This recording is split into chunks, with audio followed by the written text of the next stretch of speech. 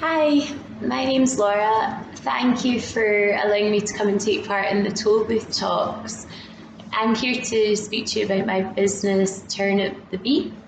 We are a bespoke catering company and world cuisine deli situated on the West Highland Way, just outside of Clare in Stirlingshire. I actually grew up here from about the age of 7. I went to Clare Primary School and then I went to Balfron High School. So I was quite lucky to have grown up in this area because there's quite a lot going on.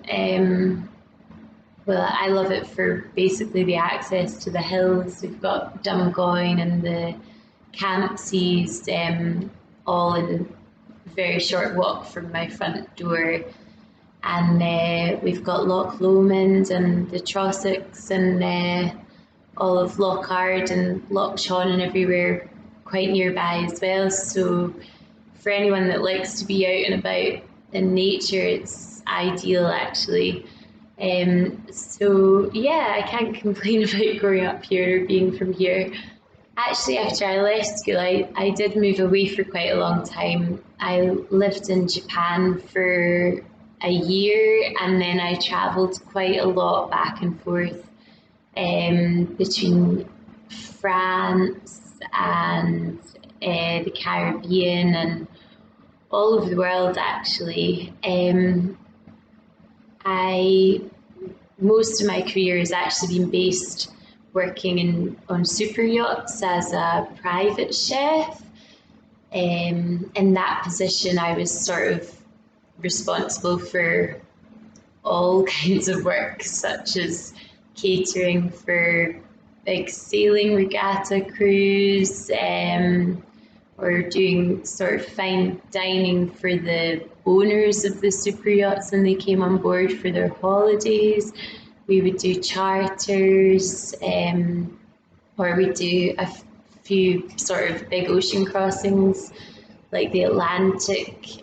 I catered for a few Atlantic crossings, cooking for the crew, and it was a very nice job.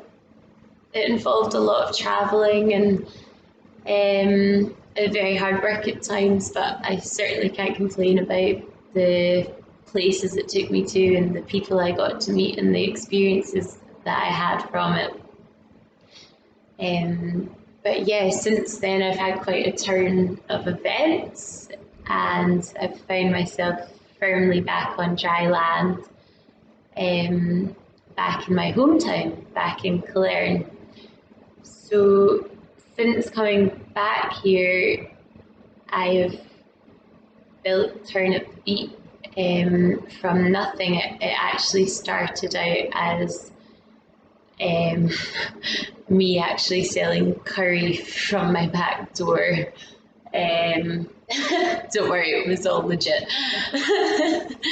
But then that slowly, well, actually quickly evolved into something a bit more as I found myself catering for larger events and I realised I needed to take on a commercial kitchen space in order to have the capacity to cater to the level that we very quickly started catering at.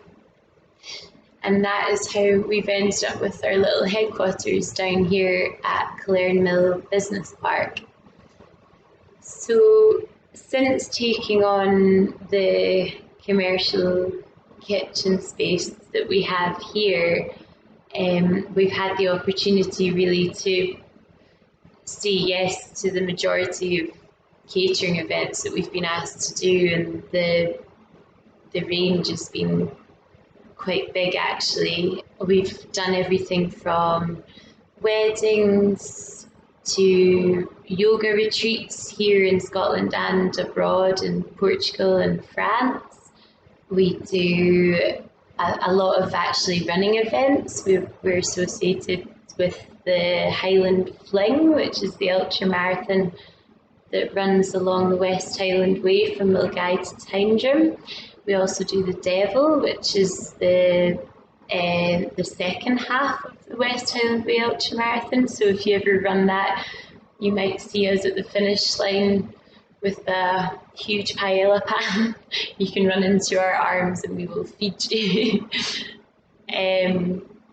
So yeah, we do all sorts. We like to say yes to whatever we can, and we enjoy the adventure of all the events and the sort of different cooking that's required for them. One of the best things about being in the catering industry is there is a huge variation in the work that we do, and some of the events that we're involved in can be quite adventurous and fun to plan and really fun to basically be a part of and just see it all unfolding.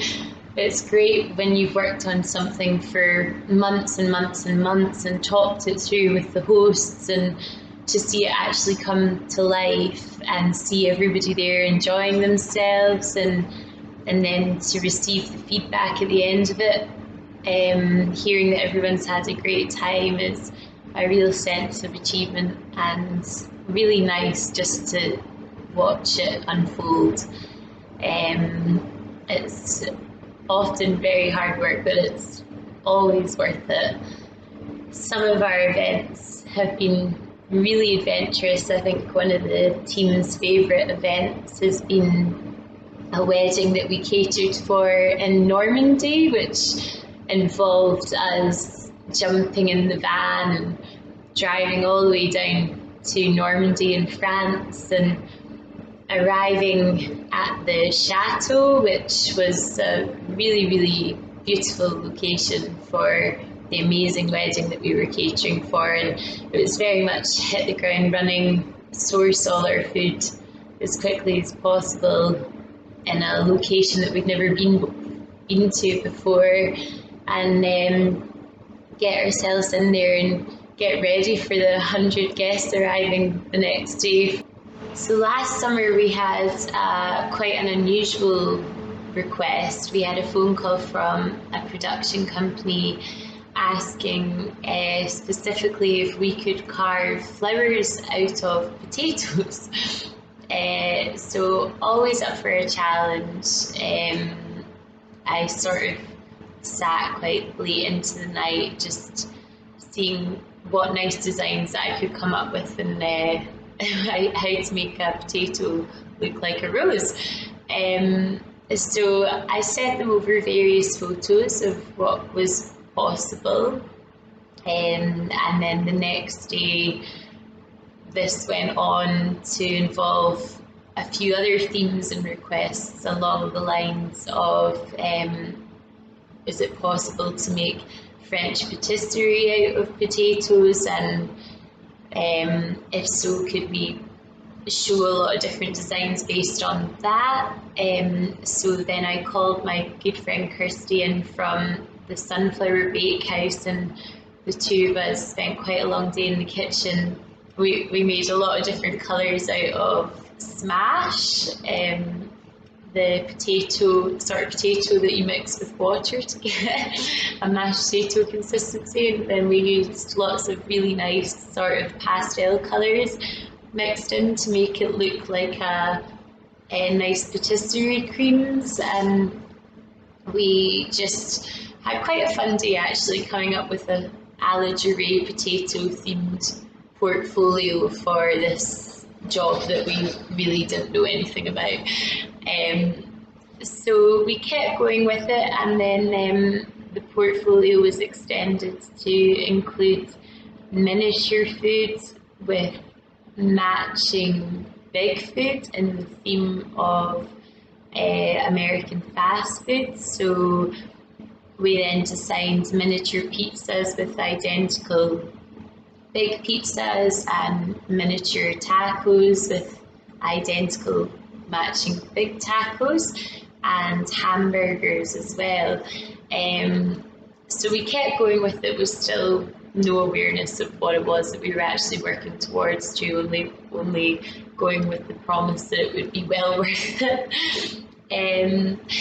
So we got our portfolios together, we made all the various dishes and sent our photos off, and then the next day I was told that the job had been offered to us, and I had to sign a non-disclosure and get myself over to the northeast of Scotland to get myself ready to go on set the next day with Columbia Records. So I rocked up there the next day to find myself on the set of Harry Styles' Adore You music video. It was an amazing experience. It was very, very hard work and very fast moving. But the product of it was absolutely amazing to see. When they released the music video in December, I had no idea what to expect. And watching back now, it's brilliant to see all our work. Myself with my friend Kirsty from Sunflower Bakehouse, and also my friend Lindsay, who is a stylist. The three of us just worked really hard to come up with all the very specific requests from the production company. During the preparation stages for the music video, there was quite a lot of trial and error, and there was a lot of things that we had to play around with in order to get inside Dave Meyers, the director's imagination, and bring his ideas to life as accurately as possible. It really was quite an adventure, but we had to tie a lot of things together in a short space of time. There was a theme that we had to fit with, the colours had to be right, everything was made from real foods, but a lot of the pieces had to be quite durable. Some of them were made for eating. During the filming, there are scenes where Harry is actually eating the tacos, so we had to make sure that that was freshly made and vegan as well to fit his dietary requirements. Whereas there were other things like the patisserie scene, we were working with potatoes and a lot of it got carved very quickly just before filming and put together, but it had to be made durable, so there's a lot of tricks of the trades in terms of using varnish or vitamin C spray, which stops the potatoes from going brown. And yeah, a few little tricks had to come into place to bring it all together as well. So this is the Turnip, the Beet kitchen. This is where we do the majority of our cooking from. All of the cooking for our deli takes place here, and all the preparation for the events takes place here. For the events, we would get everything to the last possible stage that we can before going on the road with it and taking it to the venue. And then at the venue is where we would finish everything off. But the majority of our work happens in here. Obviously, since the start of the coronavirus pandemic, everything has changed quite dramatically for us and for anyone that is in the hospitality industry. For us as a business, it meant that we lost a year with about 6 months worth of events in the space of a week. We've gone from a very, very busy diary to a completely empty diary pretty much overnight. All of our events up until September have been cancelled, and even the ones going into December at the end of this year, 2020, and going into the beginning of next year, are starting to talk about cancelling or being put on hold. So to begin with, that was obviously a very uneasy situation to be in and quite difficult, but we are in quite an advantageous position in comparison to a lot of people in the hospitality industry, as luckily we still have the deli, and from the deli we can offer take-home meals. So thankfully, with that in place, we were able to keep operating at a reduced capacity. The first few weeks of Corona were initially very touch and go, as I'm sure everyone can relate to. For us, our biggest challenge was the realization that if any of us got ill, myself or any of the Turnip, the Beet team, then we would have to close. And at that point, there was no certainty as to whether we would actually get any support, and on closing, how long we would be closed for. And with the loss of the catering business, it was obviously all looking quite bleak. So the only way that I could really think about us carrying on was for us to actually stop allowing customers in and be operational as a delivery service only. So with those thoughts in my mind, we went on to basically reinvent the operations, and it actually worked out really well. So we offered delivery service to the local community on a Friday, Saturday and Sunday. It's been amazing to see how well the community have supported that.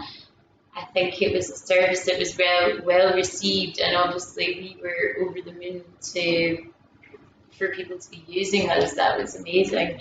So since then, that we've now just seen an opportunity to reshape and sort of get ourselves gathered together and see where we can go from here without the catering part of the business, which has meant that we've had to look at the business more closely and figure out how we can keep going with this little space that we have and make it into the most that we can without having to rely on all the other arms and legs of the business that we once had before Corona. A few ideas have come into place since then. We started a zero waste shop. We also just extended our product range, so we have been selling flour online and baking products, yeast and baking powder. Where we live, it's 25 minutes drive to the nearest supermarket, and I believe a lot of the locals, as soon as Corona hit, they weren't entirely confident about going to supermarkets. So I think all the local businesses experienced amazing rise in sales, and that to me showed that the community actually needs the local business and appreciates it. And the more that the community put into our local business and into other local businesses, the more that we can give back, really. So now we're considering all of this and trying to grow in a way that works best for the local community. So this is our Turnip the Beet vegetable garden. It's quite new. We just started it up about 2 months ago, but it's been such a nice project to have, and we're building on it. But at the moment we have 4 raised beds, and we're growing pak choy. We've got courgettes here, they're coming up quite nicely. We've got rhubarb behind me and broccoli. There's also some parsnips and butternut squash coming along as well. Last week was the first week that we actually used some of our homegrown vegetables. We put our homegrown pak choy into all of our beet boxes. So that was really, brilliant actually. And we're hoping to just keep doing that as much as we can. Everything grown here is all organic. We're trying not to use any pesticides, and we're just hoping to get out as many healthy vegetables as we can. So we're starting small with it, and we'll see where we go, but there's hopes in the future that we might have a bit more of a vegetable garden going on, and possibly a polytunnel, but we're well aware of the work involved in that, and it'll all come together in time, hopefully. So this is our zero waste shop. We've been working on this during the pandemic, as we were looking for new ways on how to operate and what we can offer. One of the things that's become clear during the pandemic is if food hasn't been that accessible to people as it was previously, and certainly within a small local community, there needs to be a bit more variation for people and a bit more ease, so they can shop within their community rather than feeling forced to go into more built up areas that are intimidating for people now after the recent events. So we've started our zero waste shop based on that, and also based on knowing that we can do something to help people reduce their waste.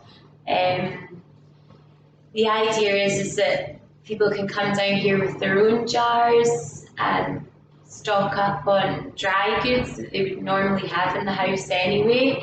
We have a selection of rice, pasta, lentils. We've also got all the different types of flours. We've got bread flours, self-raising, plain, as well as gluten-free flours. We'll be selling baking produce such as yeast and baking powder, as well as all the different types of spices. We're looking forward to seeing the reaction and to see how it is received. I hope it's positive. I do think that people need more options to help them reduce their waste. I do think the main feeling amongst people is that we're aware that changes need to be made now, but it's not that easy. So the more that businesses can offer options like this, the easier it is for people to get on board. The idea is that if it gets well used, then we can increase our offerings on it. There's a lot of things that could be included into the zero waste, but at the moment, as a small, quite new business, these are our safe offerings. And then if people use it well, then we'll increase our offering.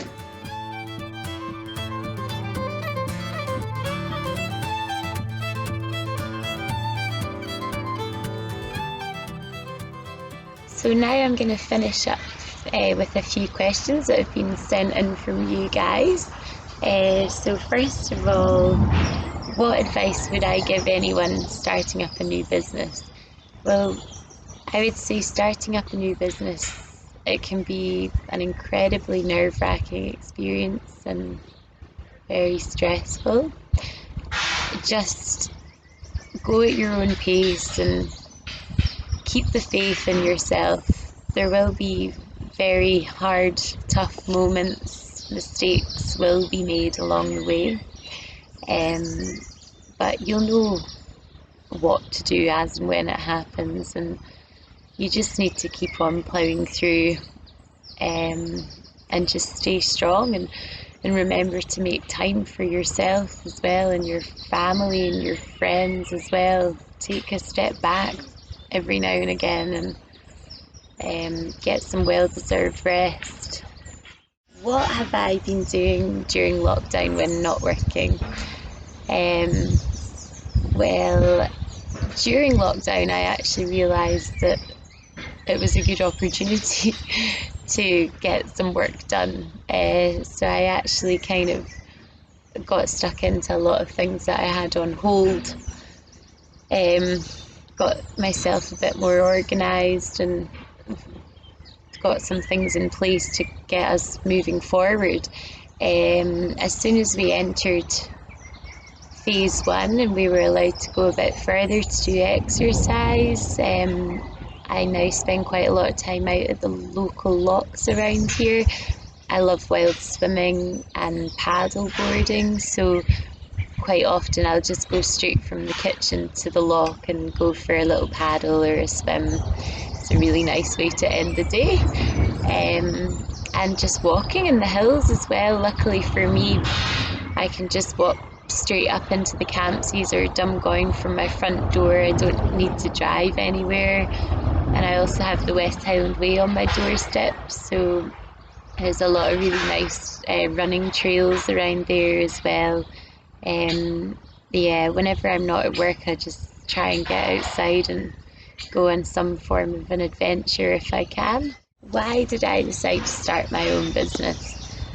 It was never a big plan set in stone for me to start my own business. It was more of a intuitive journey. I think a few things happened and fell into place, and it just made sense to keep going. And luckily I've made some right decisions along the way and it's worked out.